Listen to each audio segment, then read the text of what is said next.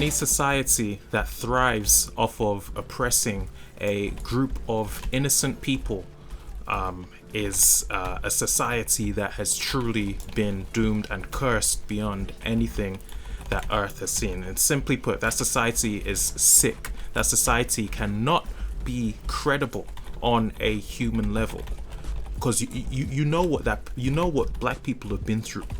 You know the extent we've had to go through, and all we've asked for is we haven't asked for money. We've forgiven white America for all of their wrongdoings against us. We have forgiven them. All we ask is for a bit of respect. Okay, respect when we're walking our kids, respect when we're in public, respect when it comes to the law and not being racially profiled, despite the systematic doctrine. But I will tell you right now, and as I've said, any society that thrives off of oppressing a group of innocent people without a cause is a society that has failed. America has failed.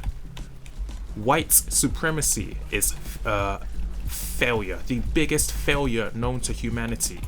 Alright, you have shown us that you are nothing more than a bunch of sick, twisted cowards who cannot thrive building your own economy. You needed our help, you needed our elders, you needed our people, you need our reputation, and you need us to work on your fields.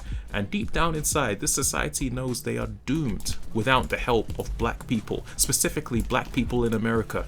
And this is why I tell you this society has failed, because there is no backbone. There is no backbone. It's gone to the point right now where it's like Disneyland insults. Oh, I don't like you because your skin's dark. Oh, your hair's weird. Seriously? And you have you never thought that you should not be taking a society like that as seriously as you should? You are only being oppressed because you allow them to oppress you. You allow them to walk over you. You've been taught to be so passive. You've been taught to be so accepting. You've been taught to accept their casual insults, like that racist uncle at a wedding saying, "Oh, so I once knew this guy. Oh, black guy, by the way. Yeah. Don't worry. I dated a black girl in high school. Like, does that? Are you mad? Honestly, what has this society reached a point where these are the people who we acknowledge and we praise and we give our attention to in the media? And yes, as black people, we gotta look at this because we're the ones giving them attention, we're the ones giving them money, we're following their social media platforms, we're watching their news anchors, and worst of all, we're believing everything they have ever taught us and about them, that they are nothing but pretty fairies incapable of doing any wrong. That's where they have failed, because history has shown us research to suggest otherwise, that their slavery cannot be eradicated, certainly not in the mind of somebody who has enough common sense. And this is the issue that we face as we speak, that we have developed too much appraisal for the white community. We have given them too much leverage over things and matters that secretly should not even concern us. What do we care about a white country going through white problems? Why do we concern ourselves with their problems, with their politics? Their politics aren't putting food on our plate. Their tax system is depleting from our overall wealth and our ability to build as a community. We have nothing to contribute to this society. So why do we concern ourselves? We concern ourselves because they are failures and we have failed with them for as long as we continue to wake up every day and smile for the day the white man hands us a cake in Starbucks, and you think that is acceptable, that even through his passive nature of appearing like a beautiful saint, that you don't know that he is still working through slavery.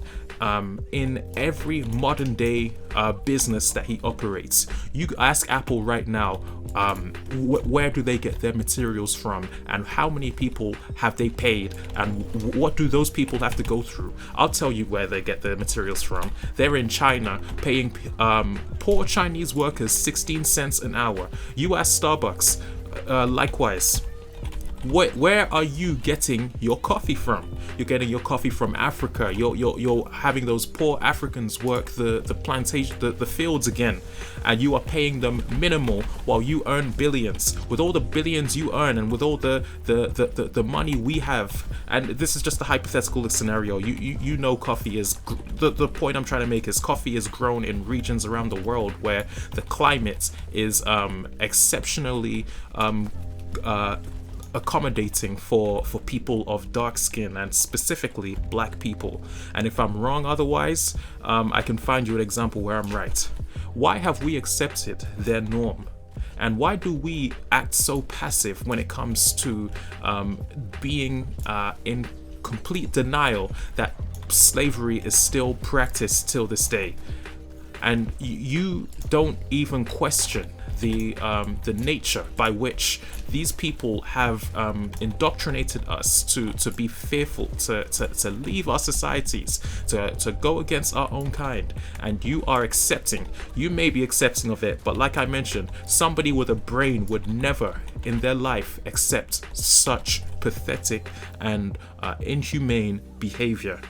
Till this day, black people are still being denied work. Black people are still being denied ethical practices, simply due to the fact that white America is still trying to prove that he is boss. And the only time you'll ever hear of a black person speaking about how much white America has contributed to them, whether that's through a job or through the education system, I'm going to tell you two things. Number one, they represent a small population of the black community. The majority of the black community is still struggling. Statistics prove that black people are the lowest earning in the North American region. And number two, this one is more simple than ever, okay? And if this doesn't wake you up, then I don't know what will. So just as we've learned that these people are still struggling, the second one is you're still paying his tax. He is still in control of you. He can control when to hire you, when to fire you, when he wants you to take the garbage out. You have no control. You have no leverage. But it's not the same as your white receptionist who's able to just use her phone all day. You know damn well if you're caught bringing that attitude to work as a black person, they'll take you out on the spot. So this is the problem we face, that we feel like we need to equate ourselves with white America. We don't need to equate ourselves with such inhumane, disgusting, animalistic, or could I even say cannibalistic behavior? All right, and I don't talk to me about no algorithm in this case. I could not care less about what filter you say or what you have said about me. I get a bunch of hate every day. I just lock it up in a box and I tell you, unless you've lived in the shoes of a black man, don't speak for a black man. Don't teach me what it's like to be a black man. I have enough black upbringing and I'm proud of it. And I'm here to tell you right now that we need, and I'm begging you, we need to get these white parrots out of our community. They disguise themselves as snowflakes, just innocent, delicate snowflacks, rather than acknowledging the murderers they are, the thieves they are, stealing from the black community, the practices that they have within their fields of work, in which they know they systematically practice slavery till this day. There is no black person alive who comes home from work and says, I had the best day of my life. He is facing nothing but pure oppression, pure labor. And it never gets easier for him. It never gets easier, and it gets worse as he goes home, especially if he's going home to a white neighborhood. You know what those, throughout history, that is a trap and 3/4 to actually think that we bought into their fake law and their fake bill.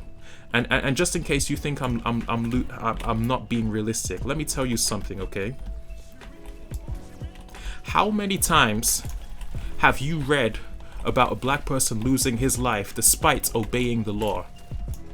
Whether that's through a police interaction or any sort of systematic, organized situation. You probably won't remember this. There was a young boy a murderer in Charleston. He went into a black organized church and he explicitly stated he is taking us out because we are black, and he did as such. The police officers, they have their own way of suggesting that they do not. You go and do your research right now, and you tell me that everybody is just smooth sailing. They're not.